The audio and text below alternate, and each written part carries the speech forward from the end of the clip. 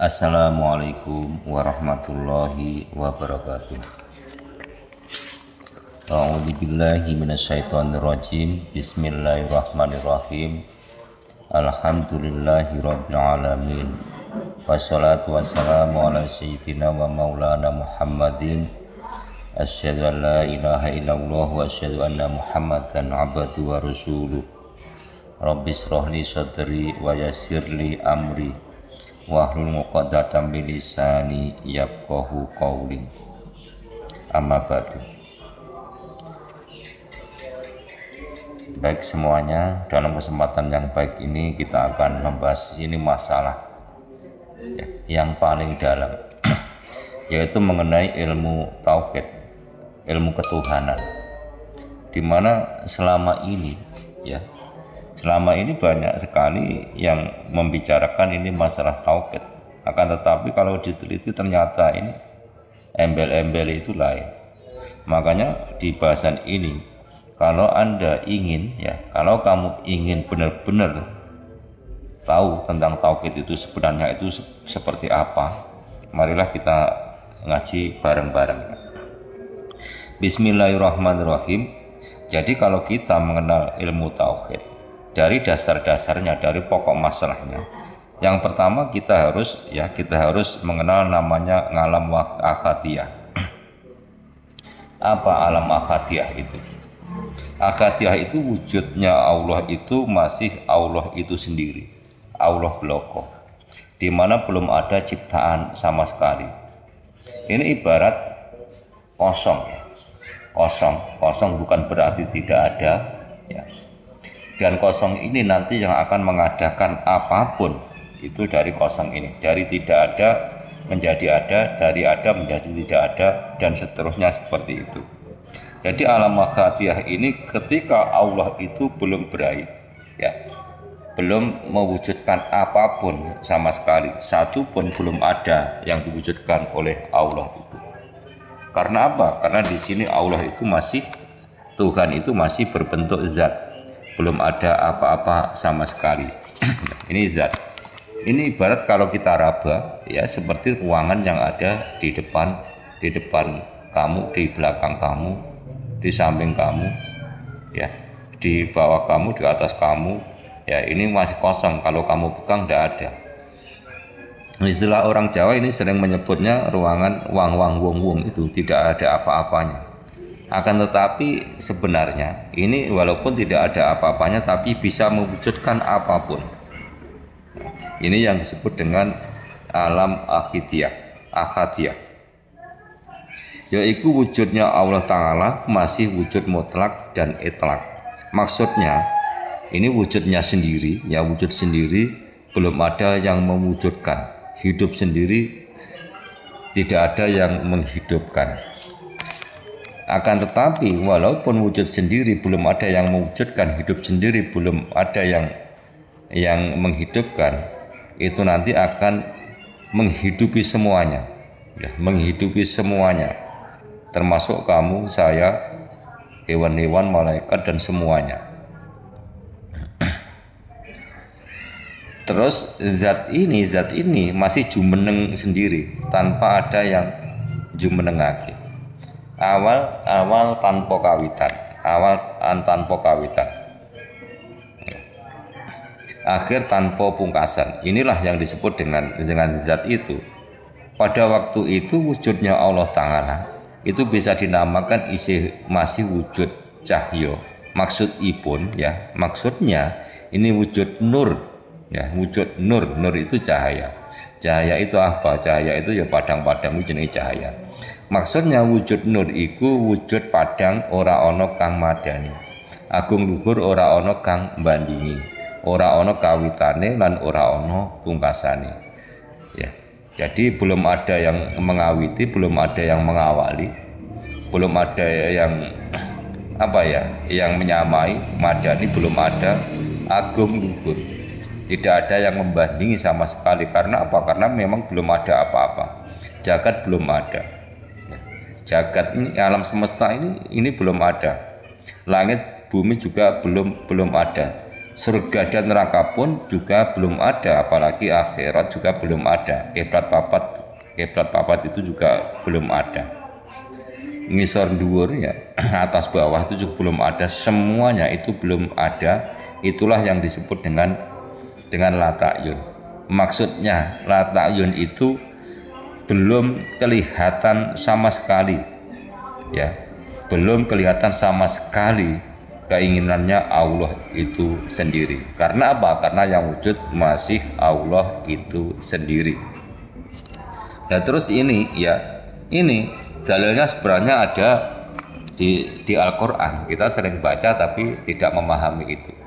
Kita sering baca kok. Ya. Dalilnya Qul huwallahu ahad. Katakanlah Muhammad bahwa ya, katakanlah Muhammad bahwa Allah itu satu. Artinya dawuhna Muhammad marang umatmu kabeh yen sak temene ya, sak temene Allah iku nalika durung kersa andadekake barang-barang kang dumadi iku kena diarani wujud tunggal. Wujud itu masih wujud tunggal, hidup tunggal. Sifat-sifatnya itu jala. Itu yang disebut dengan ahadiyah. Makanya ketika kita mengucap Qul huwallahu ahad, itu kita harus memahami. Qul katakanlah Muhammad, itu Muhammad yang mana? Ya. Itu sebenarnya bukan Muhammad Kanjeng Nabi Muhammad, itu bukan, akan tetapi Muhammad kita sendiri. Akan tetapi kita meniru Kanjeng Nabi Muhammad SAW, Kanjeng Nabi Muhammad bin Abdullah. Makanya kita harus memahami itu. Qul huwallahu ahad. Jadi semuanya itu ini untuk kita sendiri-sendiri. Katakanlah Muhammad bahwa Tuhan itu satu, bahwa Tuhan itu tunggal, hidup itu tunggal. Ya. Itulah yang disebut dengan Qul huwallahu ahad. Lah, Qul huwallahu ahad, katakanlah Muhammad itu Muhammad yang mana? Yaitu Muhammad yang ada di dalam dirimu kalau yang mengatakan itu dirimu. Akan tetapi kalau yang mengatakan itu saya, itu Muhammad itu menunjuk kepada saya sendiri. Dalam arti Muhammad ini bukan hidup ya, akan tetapi yang dihidupi. Yaitu ada yang namanya jasad hakiki, juga jasad majasi. Jasad hakiki itu yang tidak bisa dilihat, tidak bisa dipandang, tidak bisa diraba dan sebagainya. Kalau jasad majasi itu yang bisa kita lihat, bisa kita raba, bahkan bisa kita kaplok di AC juga bisa. Itu jasad majasi. Dan manusia ini kan double ya, manusia ini kan bungkusnya itu double, ada jasad kasar, juga ada jasad halus. Nah di dalam jasad halus itulah yang disebut dengan hidup dan yang menghidupi ya. Ini yang pertama. Yang kedua itu dinamakan alam wahdah ya. Yang nomor dua ini alam wahdah. Maksudnya alam wahdah itu ya, alam wahdah itu wiwitane atau mulainya berainya Allah Ta'ala, yaitu nalika suwijine Allah Ta'ala wis kersa sudah berkeinginan menjadikan yang namanya pada waktu itu adalah lintang johar atau bisa dinamakan Nur Muhammad. Jadi akadiyah ini menciptakan atau berkeinginan atau berai ini menciptakan yang pertama adalah Nur Muhammad. Maksudnya maksudnya Allah Ta'ala ini sudah berkeinginan menjadikan Nur Muhammad, tapi ya akan tetapi Nur Muhammad ini masih disimpan oleh Allah di dalam lintang johar. Dan pada waktu itu Nur Muhammad ini masih disimpan di dalam Nurullah, atau bisa dinamai dohir, ini masih disimpan di dalam batin ya. Kenapa kok demikian? Dohir kok disimpan di dalam batin? Ini saya mau bertanya kepada sampean dulu ya, yang diciptakan Tuhan itu batin dulu atau dohir dulu? Ini sebenarnya dohir ini belakangan ya. Makanya disebut dengan apa ya? Dengan muhdas ini barang anyar. Tapi kalau batin itu memang sejak dahulu kala, bahkan ribuan tahun, jutaan tahun itu sudah disimpan oleh Tuhan kita ya di dalam lintang johar itu. Ya. seperti itu. Nah, jadi wujudnya lintang johar itu ya, ini diibaratkan aja ya. Tapi zaman jangan membayangkan bahwa lintang johar ini, seperti kendil dan sebagainya, mencorong dan sebagainya, itu tidak boleh. Ini memang untuk pengetahuan saja bahwa lintang johar itu seperti kendil yang berwarna mencorong. Lah gede nih ya, besarnya ini tidak ada batasan sama sekali. Dan gumantung ya, gumantung itu tanpa ada cantolan sama sekali. Kelihatan murubnya, tapi tidak ada tidak ada minyaknya, tapi kelihatan mentor gitu yang tidak ada batasannya. Siapa yang bisa membatasi itu ya tidak ada, karena kita sendiri pada waktu itu manusia juga belum ada. Ciptaan yang lain juga belum ada, yang ada cuma lintang johar itu tadi. Di dalam lintang johar itu disimpan yang namanya Nur Muhammad itu. Jadi kita harus ingat terus ya, pada waktu itu kita harus ingat terus kalau di dalam zahir itu ada batin, di dalam batin itu ada yang namanya gaib. Kita pahami ya. Di dalam zahir itu ada batin, di dalam batin itu ada gaib. Gaib ini ya yang memerintah semuanya ya. Jadi kembali ke tadi ya, bahwa di diri kita itu zahir dulu, setelah itu batin, di dalam batin ada hidup yang menghidupi. Dan sifatnya hidup itu adalah melimputi, mukitum kalau bahasa Qur'annya mukitum, melimputi. Makanya kita harus memahami ini biar tauhid kita ini benar-benar bertauhid beneran, ya tidak cuma abal-abal. Maksudnya asalnya Nurullah itu ya melahirkan lintang johar, dan lintang johar itu melahirkan yang namanya Nur Muhammad. Nur Muhammad melahirkan kabeh alam ya, atau semua alam ini. Mula kita harus paham wijinya semua alam itu adalah lintang johar, atau bisa dinamakan atau bisa disebut dengan Nur Muhammad itu. di dalam sakjroné ya, sakjroné suwijine Allah Ta'ala kersa menyempurnakan wujudnya Nur Muhammad itu ya. Sesudahnya disempurnakan wujudnya Nur Muhammad itu mau, kemudian bisa dinamakan ta'ayun awal. Maksudnya berainya Tuhan, berainya Tuhan yang awal itu disebut ta'ayun awal. Maksudnya wiwitannya kenyataannya Allah Ta'ala ya. Wiwitannya kenyataannya Allah Ta'ala. Kenyataannya Allah Ta'ala yang pertama apa? Yang pertama adalah Nur Muhammad itu tadi, yang disimpan di dalam lintang johar itu tadi ya. Itu yang disebut dengan alam wahdah. Dan ini pun juga ditulis di dalam Al-Quran yang bunyinya seperti ini. Bismillahirrahmanirrahim. Innallaha khalaqa kulla syai'in wahdah. Ya, dipahami ya. Innallaha khalaqa kulli syai'in wahdah. Saat temene Allah Ta'ala kersa ndadekake sekabehane kang dumadi iku suwijine Allah Ta'ala dewi. Sebenarnya Allah itu menciptakan sesuatu, menciptakan sesuatu apapun itu dari Dia sendiri, tidak ada campur dari yang lain. Maksudnya dari kuasanya Allah Ta'ala sendiri dan dari kersane Allah Ta'ala sendiri. Nalika ngalam wahdah iku sifatnya Allah Ta'ala, sifatnya Allah itu jamal dan kamal. Maksudnya pantas, jamal dan kamal. Jamal itu pantas ya. Dan kamal itu sempurna. Jadi wahdah itu sudah ada makhluk, walaupun makhluk itu berupa Nur Muhammad itu tadi. Ini yang kedua. Terus yang ketiga ini disebut ngalam wahidiyah. Apa toh ngalam wahidiyah ini?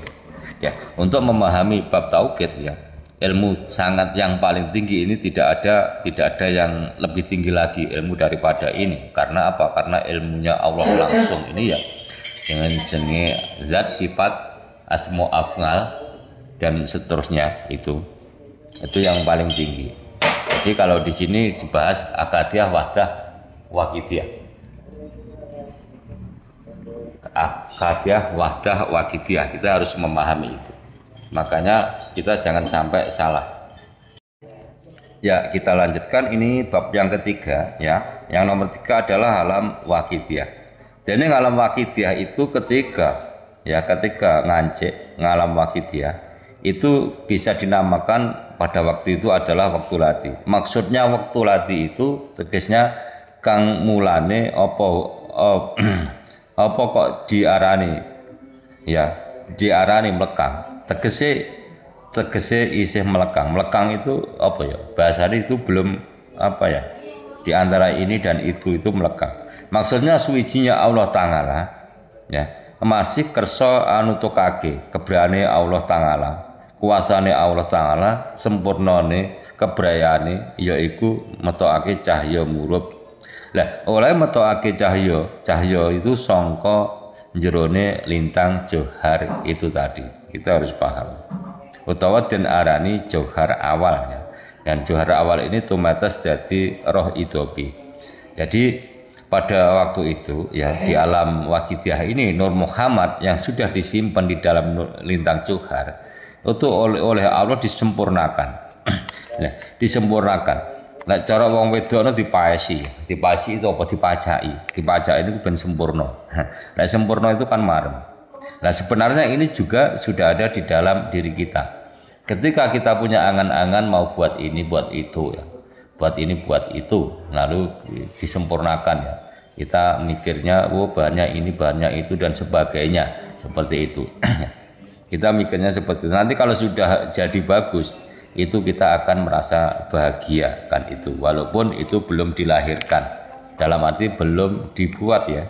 Suatu contoh, ketika kamu ingin membuat meja, lalu kamu membayangkan meja, lalu kamu membayangkan persiapan nanti yang dibuat meja itu kayunya yang seperti apa gitu ya.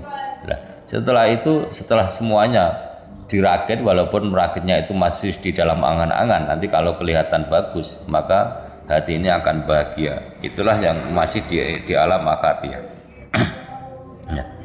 Pinangka dadi Nur Muhammad. Nuli ametokake cahya putih oleh metokake kabeh sangka lintang johar. Dan lintang johar ini tumetes dadi nukot gaib.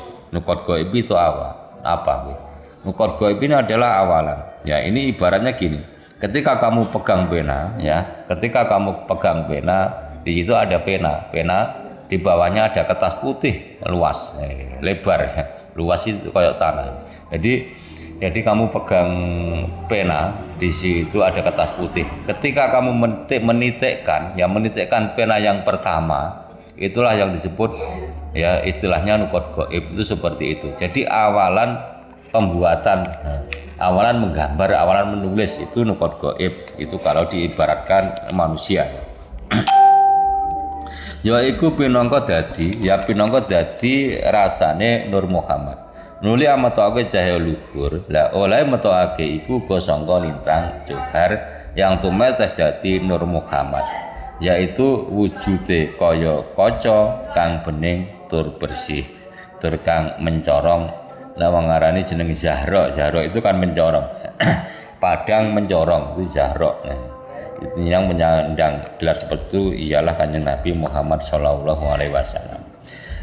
Rupane agung luhur, ora ana kang madani, ora ana kang bandingi sama sekali, kang den arani cahya luhur. Lah cahya luhur ini kang jadi wijinya sekabehane alam. Jadi alam, semua alam ini terbuat semuanya dari cahaya yang luhur itu tadi. Sesudah itu kemudian suwijinya Allah Ta'ala ini kersa dikumpulkan ya, yang namanya roh idobi itu tadi, roh idobi nukot gaib Nur Muhammad ya. Roh idobi nukot gaib lan Nur Muhammad. Lah oleh ngumpulake Gusti Allah ya, Gusti Allah itu kersa amoles Nur Muhammad kelawan nukot gaib.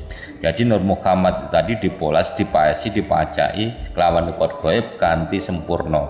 Lebih sempurna kan bahagia pantas.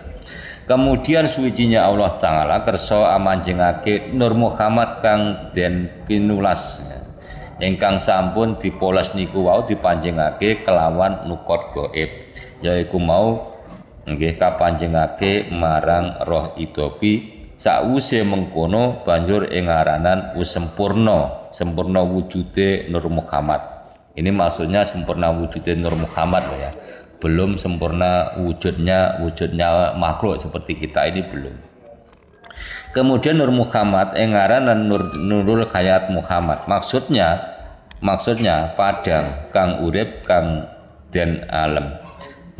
Kemudian ya sesudah itu sucinya Allah Ta'ala tumuli kersa penyimpan Nurul Hayat Muhammad itu tadi di dalam Nurullah. Jadi kalau sudah bagus ya, suatu contoh tadi yang saya terangkan, kalau kamu ingin membuat meja, kamu angan-angan banyak ini itu, kamu rakit walaupun ngerakitnya masih di dalam angan-angan, dan angan-anganmu sudah, meja ini ternyata yang bagus seperti ini, lalu kamu simpan di dalam angan-angan. Lah, membuktikannya kapan? Nanti kalau sudah banyak itu terkumpul itu secara fisiknya. Jadi oleh nyimpen mongso 50.000 tahun. Ini bahasa ini tidak persis 50.000 tahun ya. Karena apa? Karena pada waktu dulu belum ada loh ya. Ini ukuran bulan, tahun dan sebagainya itu. Semua ini diibaratkan mongso 50.000 tahun ini sangat lama sekali, gitu aja enaknya. Kemudian sesudah itu Allah Ta'ala kerso kadir itu datang kepada arai Nurul Hayat Muhammad, yaitu mau nulis wijine Allah Ta'ala kerso dangu marang Nurul Hayat Muhammad. Mandangune mengkene niki di dalam Al-Qur'an ya. Alastu birabbikum. Alastu birabbikum. Artine apa dudu ingsun ta pangeran ira Nurul Hayat Muhammad. Pada waktu itu Nurul Hayat Muhammad nuli enggal-enggal matur marang suci Allah Ta'ala. Aturannya begini, qalu bala, artine matur inggih panjenengan dika Gusti Pangeran dalem. Badane matur mengkono tumuli Nurul Hayat Muhammad enggal-enggal sujud marang suci Allah Ta'ala. Oleh sujud iku rembah kaping 5 lawase mangsa 50.000 tahun. Dados saben-saben sujudan Nurul Hayat Muhammad ini sujud marang sucinya Allah Ta'ala itu mongso 50.000 tahun, itu saben-saben sujudan. Lah niku lek sujud niku kabeh ping 5. Dadi saben-saben sak sujudan iku lawase mongso kleru nggih. Sujudan itu mongso 10 tahun. Makanya ketika sujud kaping 5 ini genep 50.000 tahun. Ini bahasanya, ini maaf bukan bahasa yang apa ya, istilahnya seperti itu persis itu ndak. Ini cuma lama sekali gitulah, maksudnya gitu ya. Karena pada waktu itu belum ada waktu ya. Yaiku dadi tandane yen sak temene Kanjeng Nabi Muhammad sak umate calon diperdoake nindake salat 5 waktu ing dalem mangsa sedina suwengine tanpa pilih-pilih, kejaba sing ora ngakol. Terus ini masalah perintah sholat ya, seperintah sholat sebenarnya sudah ada isyarah ya, sudah ada isyarah sebelum Nabi Muhammad itu dilahirkan. Ya, isyarahnya pada waktu Nur Muhammad, Nur wilayah ya. Nur Muhammad, Nur wilayah atau Nur wilayah itu tadi. Nur wilayah itu nanti yang akan jadi bahannya, calon bahan ya, yang jadi bahannya semua alam semesta ini. Ini sudah ada tanda-tanda pada nanti pada waktu kebiarin dunia ya, kebiarin dunia ya. Ya manusia itu wajibnya ngelakoni sholat 5 waktu. Ya, seperti itu. Jadi kalau istilahnya ada Isra Mi'raj, Kanjeng Nabi oleh Isra Mi'raj apa? Oleh Isra Mi'raj nampa perintah saking Gusti Allah, nggih. Saking Gusti Allah kon nindakake salat 5 waktu. Ada cerita yang bilang pada waktu dulu sebenarnya yang diperintahkan oleh Tuhan, oleh Allah itu salat itu 50 rakaat. Akhirnya karena Kanjeng Nabi merasa keberatan, protes, usul kepada Tuhan, akhirnya dipangkas-pangkas sampai 5 kali. Nah, sebenarnya ini sudah ada tanda-tanda pada waktu Nur Muhammad ini tadi ya sujud kepada Nurullah. Makanya kalau di Quran dikatakan fa'inamatu walupas sama wajahullah, di situ menjelaskan fa'inamatu walupas sama wajahullah, di situ kamu menghadap, maka disitulah wajah Allah. Karena apa? Karena saben-saben ono Nur Muhammad, di dalamnya ini pasti ada Nurullah. Jadi kalau wis kebiarannya seperti ini, saben-saben ada makhluk, entah itu makhluknya hewan, tumbuhan, manusia, wis jin dan sebagainya, saben-saben ada makhluk di dalamnya itu ada hidup yang menghidupi makhluk itu, seperti itu. Makanya dimanapun kamu menghadap, disitulah wajah Allah. Jadi ini tadi dasar-dasar ilmu tauhid ya, ilmu yang paling tinggi. Ini tidak ada yang lebih tinggi lagi, yaitu tentang akadiyah, wahdah dan wakidiyah ya. Nanti pada bahasan berikutnya kita akan lanjutkan bahasan setelah akadiyah, wahdah, wakidiyah, kita lanjutkan ke alam misal dan seterusnya. Karena apa? Karena sambungnya nanti sampai alam misal, alam misal, alam ajsam dan sebagainya. Dan kita sekarang ini berada di alam dunia. Sebenarnya antara kita berada sekarang ini di alam dunia ya, di alam dunia. Sebelumnya ini prosesnya sangat lama sekali, ada akadiyah, wahdah, wakidiyah ya. Terus ada alam misal, alam ajsam, lisan kamil, dan alam dunia seperti ini ya, itu sudah banyak sekali. Nanti kita akan meneruskan ke kalau orang mengatakan alam barzah, alam kubur, dan alam akhirat yang terakhir, seperti itu ya. Semoga ini pelajaran yang cuma sedikit ini kita ngaji barengnya cukup sekian saja. Nanti suatu saat ya kita akan lanjutkan ya. Semoga ini bisa dipahami dan bisa manfaati khususnya dumateng kula piyambak dan dumateng panjenengan sedaya ya. Saiki sekian, wallahu a'lam bishawab. Assalamualaikum warahmatullahi wabarakatuh.